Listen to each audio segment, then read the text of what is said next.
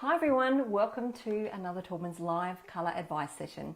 My name is Fiona, I'm the Taubmans colour specialist and we are here this evening to talk all things colour. So if it's the first time that you're joining us, I welcome you and I'll let you know how our sessions run. So for the first half an hour, I will be in front of the screen if you like. We'll be live streaming and it's a fantastic opportunity for you to upload any questions that you do have into our feed and I will do my very best to answer them for you. So if you are embarking on a renovation and you're working on a particular project and you'd like to know some information about our wonderful portfolio of products that we have designed to protect and beautify your space, I can certainly help you with that. And if you would like some help on projects, etc., pop some questions into the feed. We'd be more than happy to assist you with those as well. And of course, we're here to talk all things colour. So it's a really great opportunity for you to, again, pop some questions around colour into our feed because we do try to keep the sessions very real. And each and every week, we like to bring to life questions that you, our viewers and our consumers have around, our products, colours, projects, etc. So we like to keep it really real. So as I said, first half an hour, fantastic opportunity for you to pop questions into our feed. And then after that, I stop streaming in front of the camera, but I stay behind the scenes, behind the laptop, I should say, sorry, for a further half an hour or so to keep answering your questions. And if you do have any images or photos of particular areas, etc., that you would like to share with us, that is then a fantastic time to pop them into our feed because while we're actually streaming, unfortunately, it is impossible for you to upload any images. So we are live, we're here, we're talking Taubmans, so anything to do with Taubmans is sort of on topic tonight. And I'm going to begin, as I said, we love to keep our sessions real and we collate questions every week that do appear throughout all of our social media channels, and obviously also too, our consumers have a fantastic opportunity to send us questions, which they do quite often, like they DM questions to us, and we like to bring those to life. So I do have quite a few questions, and look, I know for our regular viewers, each and every week we're always talking something white, and that's purely because we have here in Australia, we really do have a love affair with white. And so white seems to be a great big conversational topic each and every week. So I am going to begin. We've got a question actually. Okay, so hi Barbara, thank you very much for joining us. Okay, so you have popped into our feed. We have to renovate after flooding, doing a hybrid floor and would like colour choices for walls and ceilings. And architraves, please. Fantastic. Okay, so Barbara, fantastic. Thank you for joining us. Thank you for your question. So if you can give me a little bit more information, please, just so I can visualize your space. What type of, I know you've said that you're doing a hybrid flooring. Can you let me know, is it dark? Is it light? Are we looking at sort of a teak oak? Something like that. And then also, what else exists within your space? So you're going to be repainting and you've got this new flooring going down. What sort of colours do you gravitate towards? So do you prefer something warmer? Are you after particular, like a white sort of aesthetic? Are you wanting more of a neutral aesthetic? You're wanting colour? And what other things are going to be within your space? So when you're, I suppose you could say designing or you're creating for yourself a colour scheme, it's really important to take into consideration other elements that will exist within the space.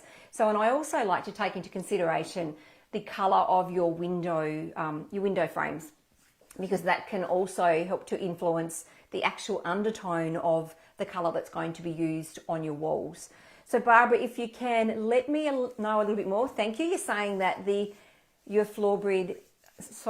your hybrid flooring is a light grey. Fantastic. So are you after sort of a very soft white to go with the grey? Let me know a little bit more and we can start the colour journey. I'll be very happy to help you. So I'm going to quickly, while Barbara comes back to me, just let you know a little bit about whites, because as I've said, this seems to be a topic of choice each and every week, and certainly when I'm out and about in store, I am always asked about whites. So whites can be categorized into 3 categories. And so you've got what I would say you've got like a cool sort of based white. So your white that throws a cool undertone tends to have, it can tend to throw sort of more of a bluey sort of undertone. And then you've got a warmer white, which, you know, if I'm going to refer to a warmer white, let's just say for argument's sake, it looks quite creamy. And then you've got what can be defined as a neutral.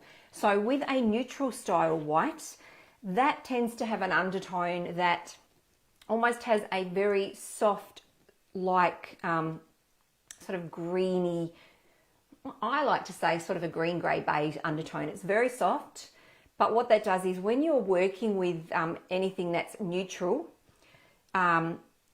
being that sort of neutral undertone, it tends to work and pair back really well, really well with so many elements. So it's always a really great place to start, or a good starting point. So when you go, I'm getting a lot of questions here, so I'll finish this up and then I'll get onto the questions. When you go into, let's just reference Bunnings, for example. When you go into Bunnings and you're standing there at that colour wall, and I know how daunting it can be, you stand there and you're overwhelmed with choices. What I recommend is when you're looking at whites, don't just grab white colour chips and start to, you know, put them all together and look at them like that, because they kind of don't make a lot of sense. The best thing to do is grab what's called a brilliant white colour chip, and then you can, sorry, I just didn't want to look like we were about to end for some reason. Grabbing that brilliant white colour chip and then pop the colour chips of the white colour chips that you're looking at up against it. And this is what happens. So here, if I were just to give you that looks quite white. Putting it up against brilliant white, you can see that it is a cooler white.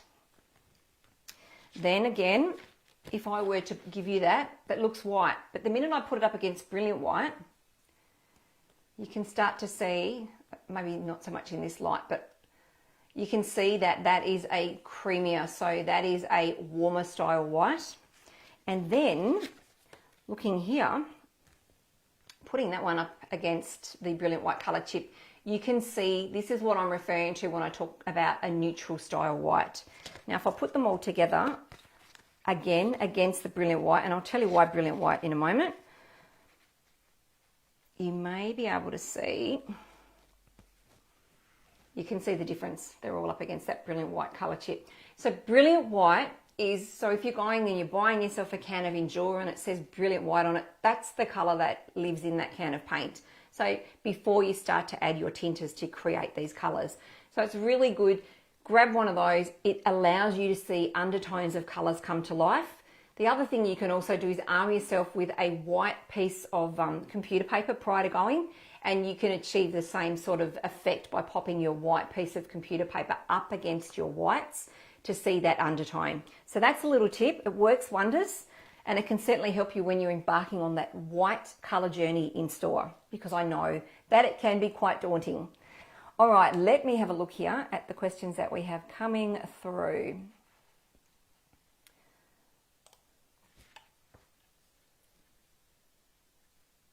Okay, thanks Barbara for coming back to us. So you're after warmer colour walls, doors, architraves, the windows will be vivid, so like a white and colour. I'm imagining that your doors,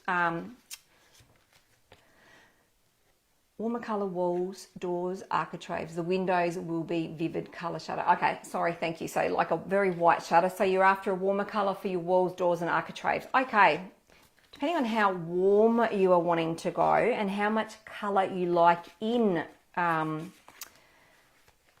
your colour, so to speak, I would suggest starting with this. It is the most beautiful colour. It is here, and I've actually got a chip of it. It's a colour, it's called Aria Ivory. Now, if we were to have a colour of the year or a colour of the now, this would be it. And the reason I love this white is the fact that it pairs back so well with so many other elements. So if you've got a grey floor, that's going to work really, really well with it. Even if, because greys can vary. You can have a blue-based grey, you can have more of a red or purple-based grey, you can have a greige, which is a brown-based grey, and then you can have that neutral-based grey, which tends to have that green undertone. So something like this colour is going to work really, really well. So I'd suggest starting with that. Another colour, if you're wanting something warmer, but you're not, let me just have, I've got my colour chips, I'll just grab my fan deck. Pebble Bay Quarter also too is another beautiful soft warm tone that would pair back beautifully with a grey hybrid flooring. Let me just see if I can find it. I can find it any other time, but every time I'm live, I struggle to find the colours. I should know them all off by heart by now. But I think because I'm live, believe it or not, and I know I've been doing this for quite a while now, I still get nervous. So my attention span's probably not what it should be. Crazy, hey? But anyhow, let me just have a look here. Where are we? Beautiful. Of course, it's right at the front. That's why I couldn't find it. Okay, so here's another beautiful tone.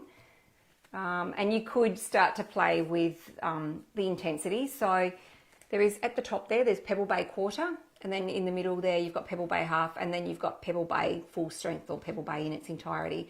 So either one of those would certainly be well worth a look as well, I think. Paired back with beautiful white window shutters, going to look fantastic. And again, taking into consideration your sort of grey toned flooring, I think would work really, really well. So have a look at those. What I suggest you do though, and I say this to anybody who is in, and yes, I should mention as well, Barbara, it's going to look really lovely and work really well with like a fresh white kitchen. So what I suggest when you are embarking on a colour journey, and I'm going to reference whites and the colours that we're talking about at the moment. So these softer whites, very soft neutrals, etc. It's really important to test the colour within your environment, because things such as lighting, like the degree of the temperature of your lighting, can affect your colour.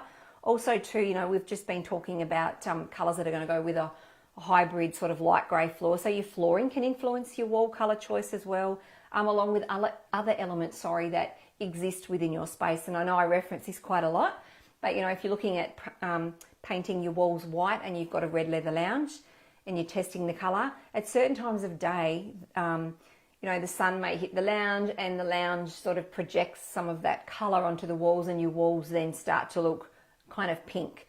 So it's really important, again, to understand how the colour is going to work within your environment. So I suggest getting a sample pot. When you're going to, say, Bunnings, our paint comes on pallets, and in between the pallets we have what are called pallet liners, so large pieces of cardboard effectively. And so if you can grab one of those, just talk to the friendly paint team members and ask them for a pallet liner. I suggest then cutting that pallet liner, so you're wanting to have a sample of 1 metre by 1 metre square. And I know it sounds big, but you want it big so that it gives you a really true indication of how that colour is going to play and work within its environment. Now, what I also suggest is brushing out 3 coats of the colour. Now, admittedly, our paints are generally a 2-coat system, but we're going to be putting 1 coat, an extra coat, which will aid as an undercoat, because, you know, we're going on to bare cardboard, and if we were going on to bare gyprock, you would be undercoating that prior with something like 3-in-1 and then doing your 2 top coats of colour. So really important to do that. So you want to ensure that you're going to have adequate coverage, you know, so the colour's going to be built up enough so you get a true indication. So then once dry, there are 2 areas that I recommend testing your sample. So you've got your floor, you've got your wall. So putting your sample here, so it's sitting up against the wall, but it's also touching the floor.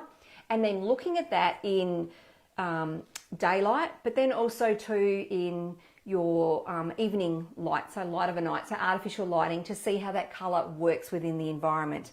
Then again, so you've got your wall, this time you've got your ceiling, so you're putting your sample up here on the wall, touching the ceiling if you like, and then that way you can see how it works different times of day, but also then too of an evening once you've got that artificial lighting on, to see how the colour works.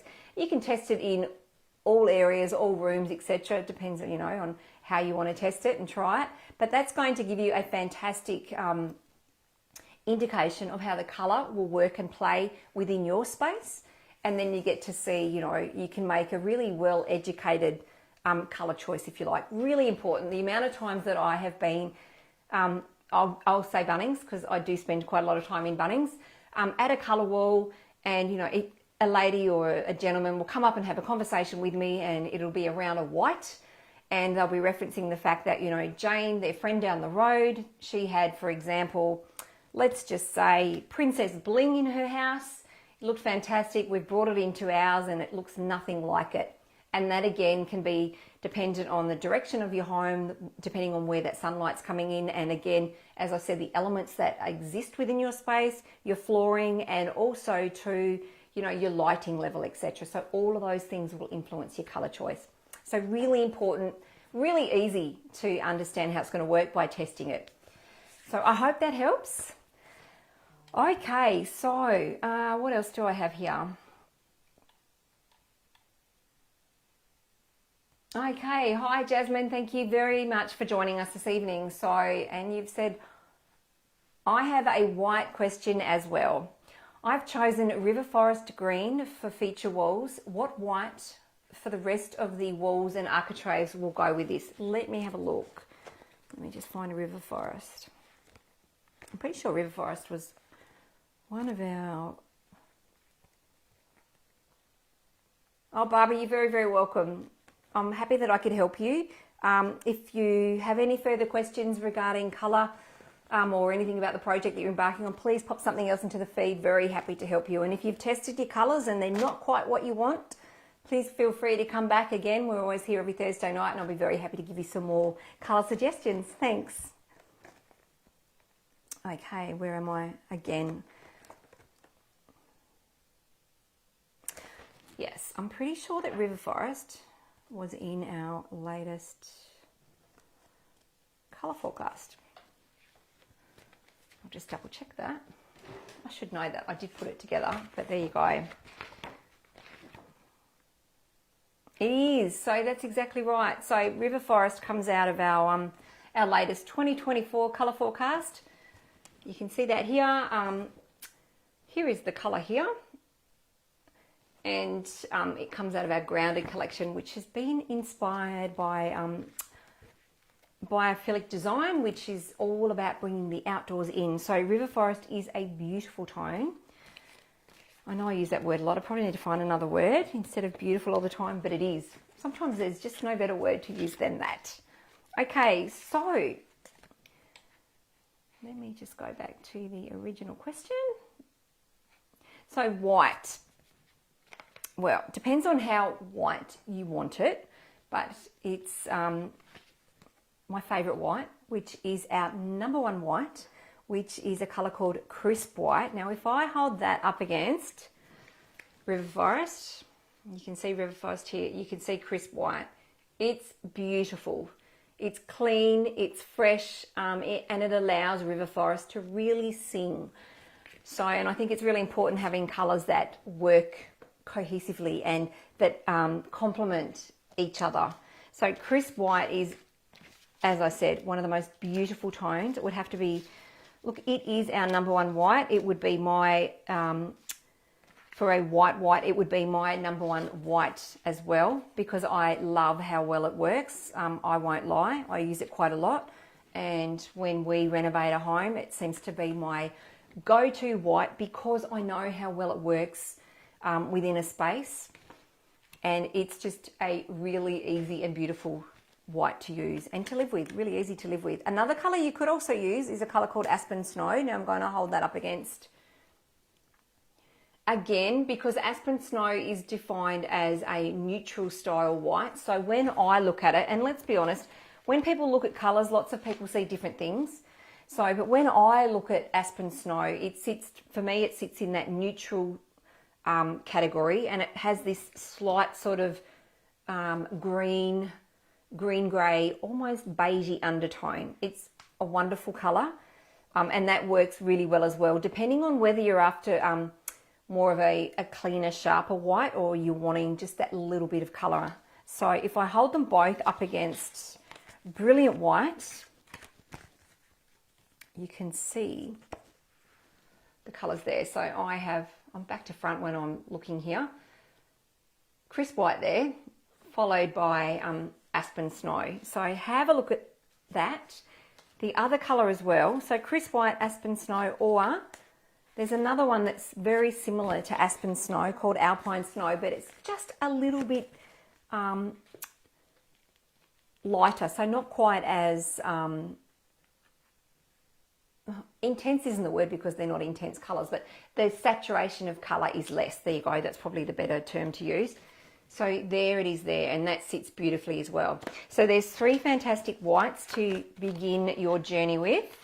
I'll pop them all together again so you can see the difference. And I'll pop them behind. There you go. Starting from crisp white, middle colour is Alpine Snow, and then the end colour, which is just here, is Aspen Snow. So 3 colours that work really well with River Forest.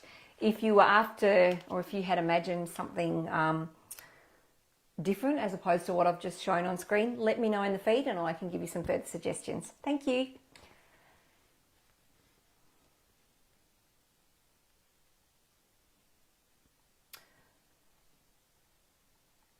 Hi Kate, thank you very much for joining us this evening. So your question is, do you suggest using the same colour on walls and skirting boards when you have a small room, so 3 metres by 2 metres? I have used white on the ceiling to maximise the illusion of height in a room. I do, yes. And the reason I do that is because when you can even, so colour drenching, so when we talk about colour drenching, which is very much, let's just say it's very much a thing or very much on trend, and you can colour drench by painting all surfaces the same colour. So you might choose to do that in, more of a vivid colour, or you might choose to do it in some form of a white.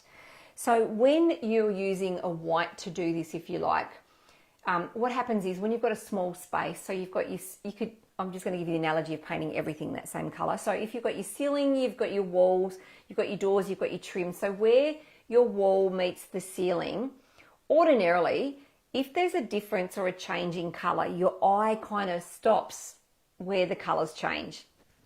And then subconsciously, not meaning to do it, you sort of look around the room. I'm looking at my room as I'm doing this, and you can kind of size the room up.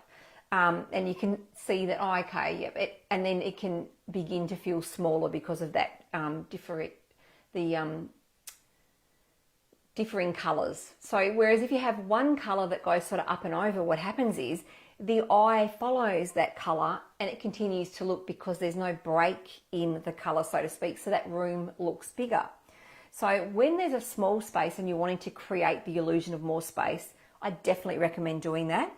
But what I would say is when you do 2 things, using the appropriate product that is fit for purpose. So what I mean by that is, let's just say if you're going to do your ceiling, you want to use a flat ceiling paint, due to the fact that you want to, a flat paint for the ceiling will stop any glancing light, so you don't want any reflection, and it's also going to hide any imperfections. And then you can go down on your walls, you can use a low sheen, or you could use something like an Endure matte that you can still clean and scrub, because it's very important to be able to wipe those walls without having what's called burnishing, which is where if you ordinarily with a matte sort of paint, if you were to wipe the painted surface, because of the high amount of calcium carbonate in it, which makes it flat, when you wipe it, the calcium carbonate fractures, and then you end up with what I've just described as that shiny, which is burnishing patches. So you don't want that. So you can use a matte or a low sheen on the walls.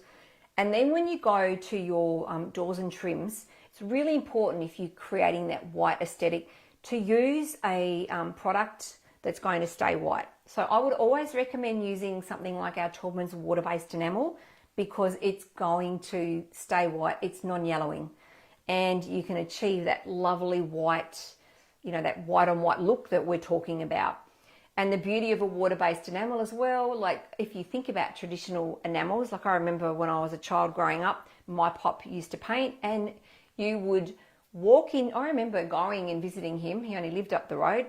So I'd go and see him and grandma, and I'd walk in and I could still smell, like, 3 months, if not longer, the smell of that oil-based paint from where he'd been painting. So those VICs are still coming out, that smell. You don't want that. So, and you don't want it to yellow, you want it to be hard wearing. So I would recommend that water-based enamel for that reason, and to create that all over white aesthetic. So, and you can use, when you're painting, your water-based enamel and you're using the same color, but because of the varying sheen level, I'm just looking for a color chip so I can show you what I mean. When you gloss a color up, and even if we're talking about a white, that color kind of intensifies just a little bit. So I'm hoping you can see this here. Yep, that looks good if I hold it like that. Here's just a color chip. I know we're talking about whites, but this is just so you can see.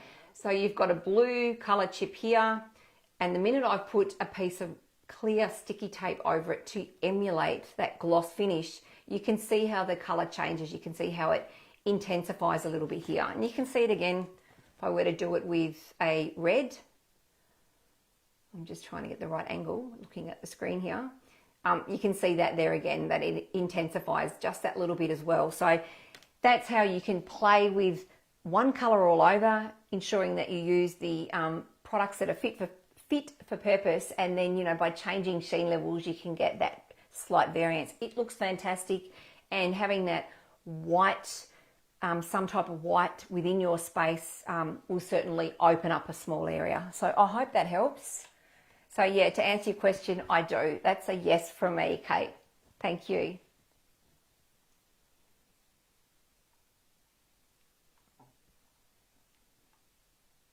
Okay, so what else do I have here? Okay, fantastic, Kate. Oh, look, you're welcome. I'm glad that's helpful advice. So you plan to use a low sheen paint on the walls and enamel paint on the skirting boards to create that subtle different texture. It'll work a treat. And if you're stuck for a white to start off with, as I mentioned before, have a look at Crisp White. You can't go wrong. It's beautiful.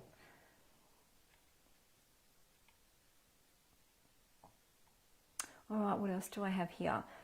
Hi, Laura. Thank you very much for joining us this evening. So you're saying, hi, Fiona, would love some exterior colour inspiration. I'll send a message with a pic looking to create a coastal vibe, but budget constraints mean we'll be keeping the roof. Brickwork will be bagged. Aluminium windows have been painted white. We like alpine snow on houses we've seen, but not sure if it will suit the house.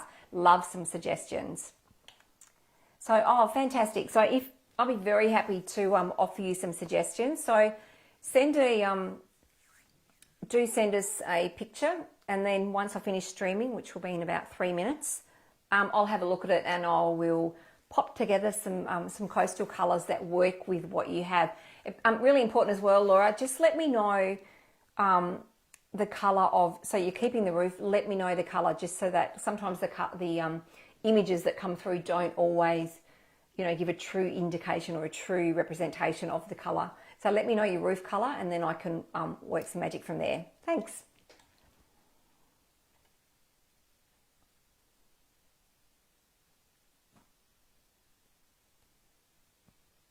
Okay, so hi Barbara. Okay, so yeah, hi Fiona. We had a flood through our house 7 months ago. Oh, we only have, I'm really sorry to hear that. We only have bare timber walls at the moment, no ceilings and very little furniture. Oh, really sorry. We do have a dining room suite that has gone to the restoration company, and they have stripped it back to a light oak colour, but we need to choose a material to match on the chairs. Okay, so if you've got a beautiful light oak colour, you're going to go for, let's just say, one of those whites that we talked about before. And then you've got grey, so a grey style flooring. You could look to, it depends on what sort of colours you like. Like, given that you're going to go quite neutral and you've got that grey flooring, you could introduce green, which I think could look lovely against the oak and lovely against the grey. So a beautiful, rich sort of organic earthy green would work really, really well. Or you could keep it neutral and looking at something like the colours that we talked about before. You could look at sort of intensifying those colours a little bit. So you're still within the realms of what you've got on your walls, but you've intensified it and, you know, made it a lot darker. The other thing you could choose as well, like thinking about what you've got going on, even going into some beautiful, rich, okay, you're saying green. Yeah, green, I think, I was just going to say, you could also go into sort of like the best word to describe it would be sort of a claret sort of red. So those burgundy sort of tones, they're really coming in. And I think that imagining what you're doing with your space and the colours that you've got that we've mentioned tonight, that could work really, really well. But going for a green, so, oh, there's so many beautiful greens that you could go for, but even something, so you could go, as I mentioned before, that organic sort of earthy style green. So looking at something like, you could go quite deep, or you could go the one up. So the deep one is Albion Park, and then the one up is a colour called Grey Heron. Or you could do something like this, which would look beautiful. I need to find another word. I think I've said beautiful about 50 times tonight. Boston Ivy is amazing. I was about to say beautiful again. It's an amazing green tone that would work extremely well, and it would look fantastic.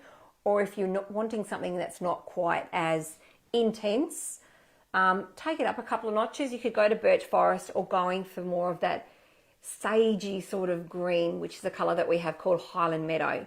Something along the lines of those with your wall colour, and then also, given that you've got a grey hybrid flooring, I think would look fantastic. So I hope that helps.